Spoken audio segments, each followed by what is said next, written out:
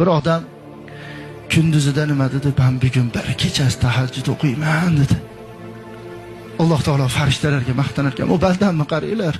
70 ming eshiklik, 70 mingta bog'i bor, 70 mingta xurumga suvchi bo'lyapti. O'qiyman dedi, xolos, hali o'qigan yo'q. Niyat qildi, umid qildi.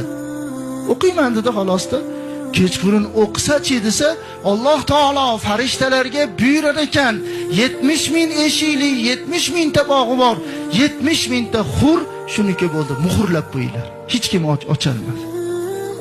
2 rakat o'qisa bitta, 4 rakat o'qisa yana bitta. Yana 2 rakatdan 6 rakat o'qib qo'ysa-chi, 3 ta qasr berilyapti. İnsanlarda ba'zilarda jannati shunaqa bo'lar ekanki, qaragan odam bu dunyoga 2 barobar katta bo'lsa ham, qaragan odam nimasi jannatchi ekandir kanda.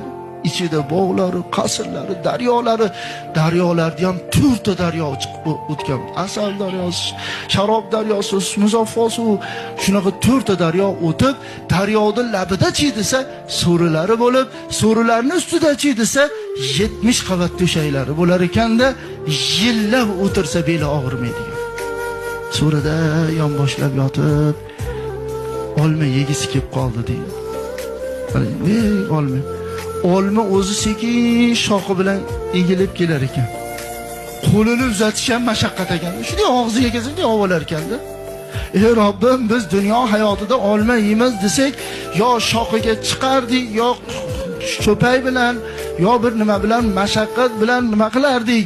Bu hozir shunday o'zi kelib yeb qo'ya qolyapman desak, Alloh taolo aytgan jannatda mashaqqat yo'q. Rohat.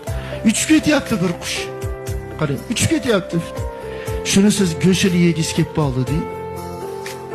O'sha zahoti dunyoda o'sha qushdan qanaqa taom pishirilgan bo'lsa dunyoda, o'shalar hammasi bo'lib kelar ekanda.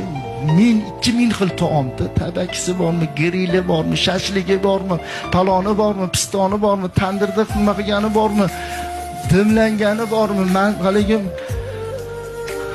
hamma taomlarda suyug'i, qo'yig'i qilib endi yeb bo'lishiga yana uchib ketaverar ekan.